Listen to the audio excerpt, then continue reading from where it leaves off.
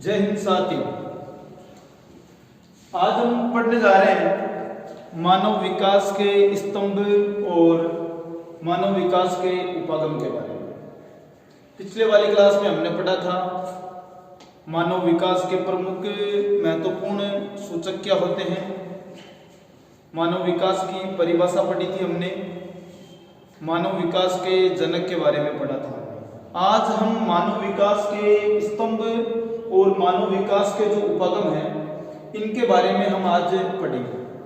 तो देखो, सबसे पहले पढ़ रहे हैं हम मानव विकास के तीन जो महत्वपूर्ण सूचक होते हैं। मानव विकास के तीन महत्वपूर्ण सूचक, शिक्षा होता है, स्वास्थ्य और क्रय शक्ति, संसाधनों तक पहुंच। मनुष्य का जो विकास है वो इन तीन सूचकों पर निर्भर करता है, शिक्षा पर, स्वास्थ्य पर और क्रय शक्ति यानी संसाधनों तक व्यक्ति की पहुंच होनी चाहिए।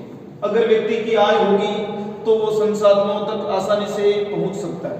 तो ये तीन महत्वपूर्ण सूचक होते हैं। आज हम पढ़ेंगे मानव विकास के स्तंभ कितने होते हैं।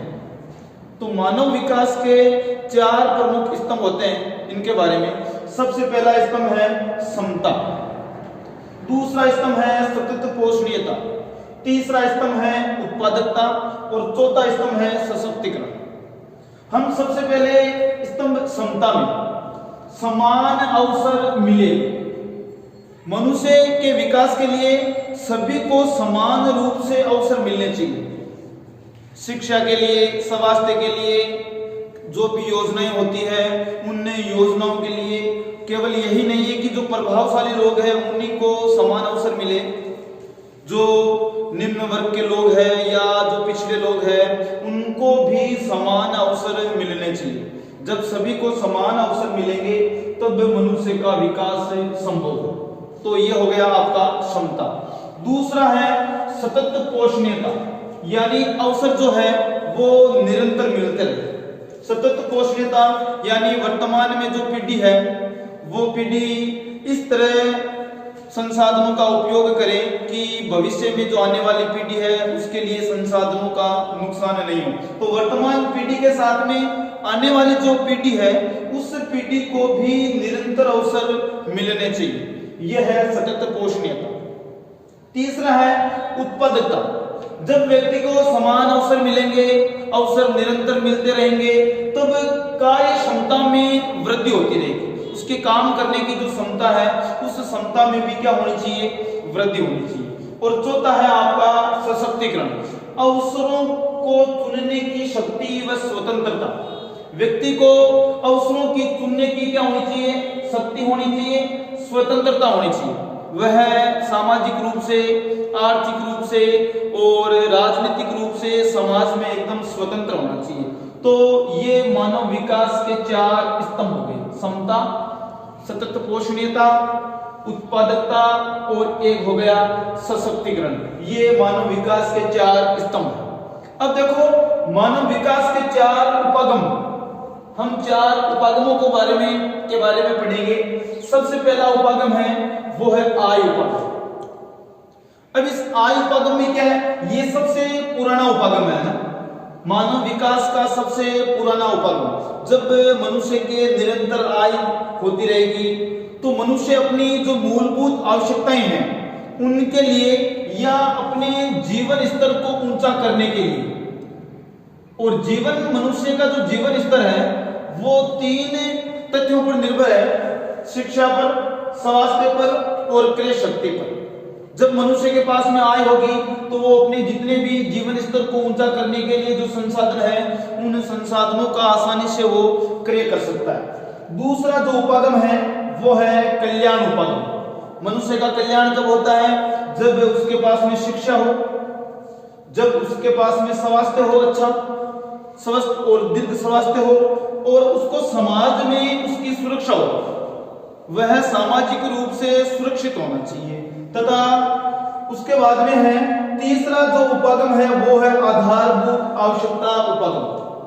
अब देखो इसमें क्या है, ILO, अंतरराष्ट्रीय श्रम संगठन।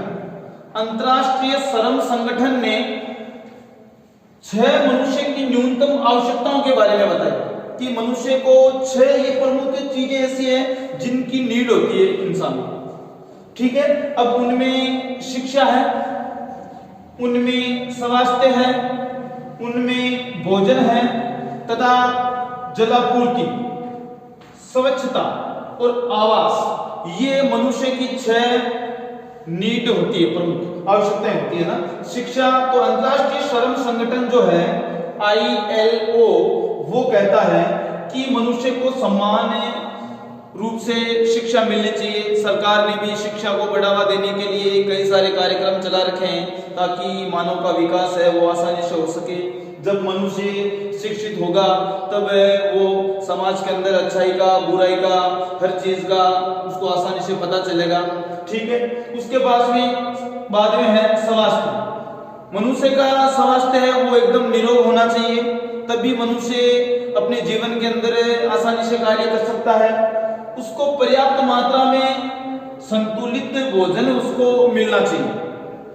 जलापूर्ति, स्वच्छ गुणवत्ता वाला जल मिलना चाहिए, स्वच्छता होनी चाहिए जिससे कोई किसी तरह की बीमारियां नहीं हो तथा उसको एक सुरक्षित आवास मिलना चाहिए।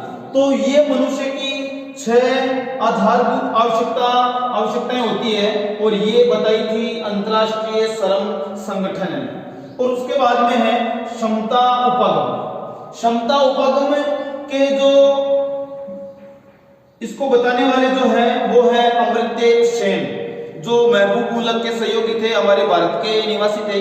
महबूब उल हक जिन्होंने मानव विकास के बारे में UNDP को सबसे पहले बताया था और उसी के आधार पर UNDP ने 1990 ईस्वी में जो प्रमुख गुणात्मक पक्ष है मनुष्य के, शिक्षा, स्वास्थ्य, क्रय शक्ति, इनके आधार पर मानव विकास सूचकांक जारी किए थे। तो इसके अंदर अमर्त्य सेन ने बताया व्यक्ति की संसाधनों तक पहुंच कब होती है, यानी जब मनुष्य के पास में आय होती है तब वो अपनी आवश्यकता के लिए जितने भी संसाधन होते हैं उन संसाधनों को अपनी क्षमता के अनुसार मनुष्य खरीद सकता है, उनको प्राप्त कर सकता है। तो ये बताने वाले थे अमर्त्य सेन, जिन्होंने क्षमता उपागम के बारे में बताया था। व्यक्ति की संसाधनों तक पहुंच, और संसाधनों तक व्यक्ति की जो पहुंच है वो पहुंच क्रय शक्ति पर निर्भर करती है। हमारी कितनी आय है, हम अपनी आय के अनुसार अपनी मूलभूत जो चीजें हैं उन चीजों को आसानी से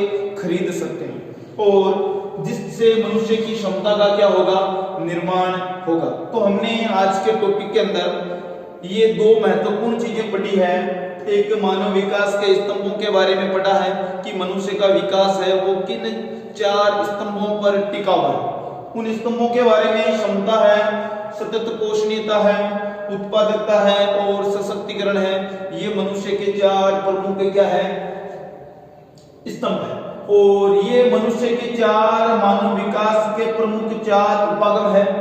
आय होनी चाहिए प्रॉपर मात्रा में मनुष्य के पास, सामाजिक सुरक्षा, उसका कल्याण होना चाहिए तथा आधारभूत आवश्यकता उपागम। 6 प्रमुख जो ILO ने, अंतरराष्ट्रीय श्रम संगठन ने जो ये 6 प्रमुख जो आवश्यकताएं बताई ये होनी चाहिए तथा मनुष्य को संसाधनों तक पहुंच होने के लिए उसके पास में क्षमता होनी चाहिए, उसकी क्रय शक्ति होनी चाहिए। ये बात अमर्त्य सेन ने बताई।